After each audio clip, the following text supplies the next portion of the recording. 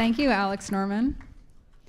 So he basically stole my intro, so that's great. That saves us about 20 seconds. So I lead marketing at CareGuide. Before this, I was a part of the early marketing team at Top Hat and was previously part of the Next 36. So to give you some context on what I want to chat with you about, CareGuide matches families with care providers, and then we run their payroll. And this is what our path to blowing past 5 million ARR has looked like, and we've done it with a team of less than 30 people. But the juice of what I wanted to chat with you about today are ideas based on this guy, Abraham Maslow.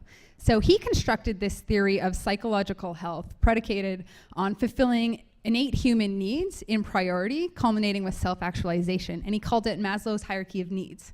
And if Mr. Maslow were still around today, we can expect that he would be implored to modify his theory, and you've probably seen this, to include the internet or some version of digital connectivity.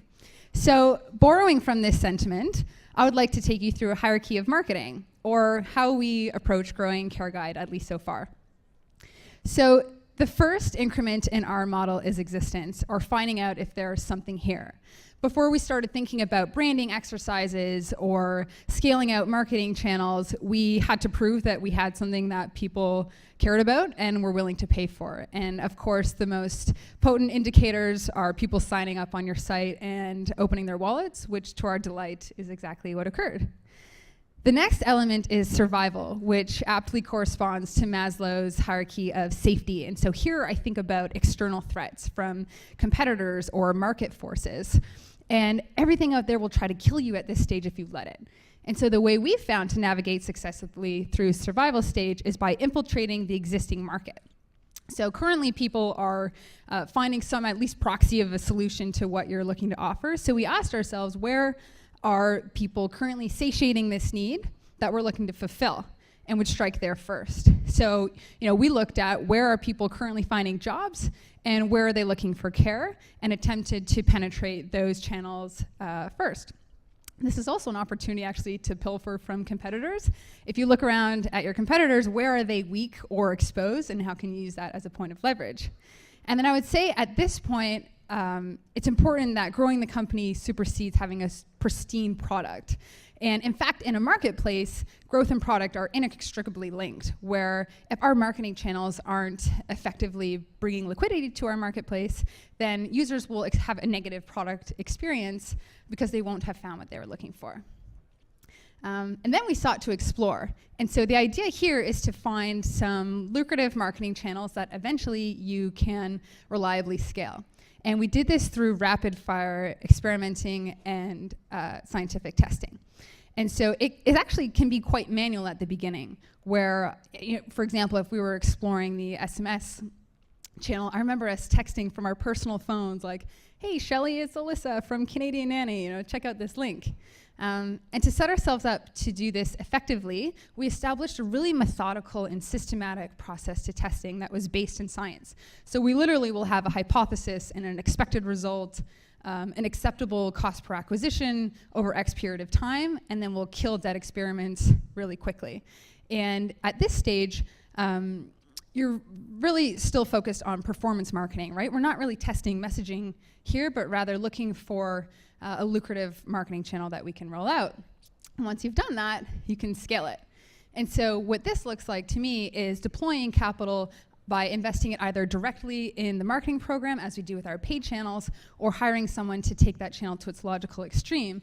And at CareGuide, over the last 24 months, as we've ascended up this ladder, we've are now scaling our marketing channels at around $200,000 a month. But before this, take email, for example, we were kind of managing off the side of our desks until it started to really show some fruit, and only then did we hire someone to take it to full fruition. So I think the salient point here is just doing some level of exploring and taking it to some level of scale before necessarily hiring for that position. And finally, we culminate in maturity. And this is where I believe that we start looking at marketing channels that are more difficult to measure the direct effects of, like TV or magazines or radio. But really, I think the arresting point here, you bring that back up, is this idea of continued self-disruption. And so if you just hang out in maturity, that's not going to lead to explosive growth. And this really was the impetus for our foray into fintech with our Heart Payroll product, was finding this new angle that actually expanded our addressable market.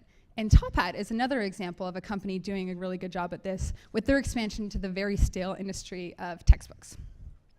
So I leave you with this framework and methodology that we've used to as a really strong lever at CareGuide to apply over and over again. And you can even apply this to more than just marketing channels. You can run through this process for each new marketing channel on its own, for each new product that you launch, and really even for a startup as itself. Good luck.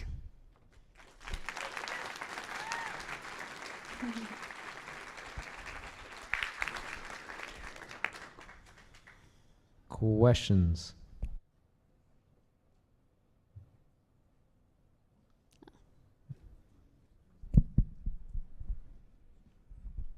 Hi, I really like your framework. Just a practical question for the rapid testing and experimentation. Typically, there's a delay in data collection after you've done one of these experiments, and it can make it tough to do a lot of these rapid fire. Is there anything you do to accelerate that feedback loop, or do you just work around it? Yeah, so in the beginning especially, it's hard to really collect enough data that would make any of your experiments statistically significant. What we do is we've got all these different sites, right? CanadianNanny.ca, PetSitter.com, Housekeeper.com, and initially we'll roll it out to one single site, and if we aren't collecting data fast enough, then we tend to expand it out to the other sites. You can also, if you try to move the experiment higher up in the funnel so that you're collecting data based on a landing page rather than somewhere further down the funnel where some people have already dropped off. And sometimes you do kind of have to just make a call.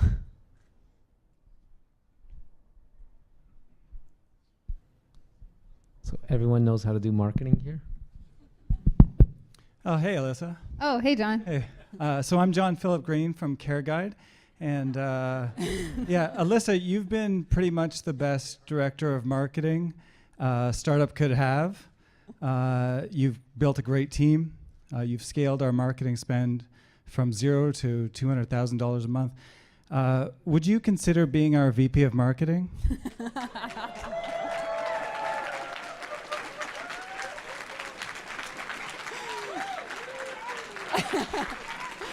Yeah, I would.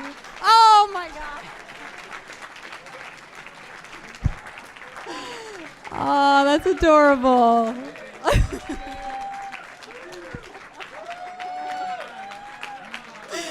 so cute. Oh, that's wonderful. Yes, I will. Great job. Okay.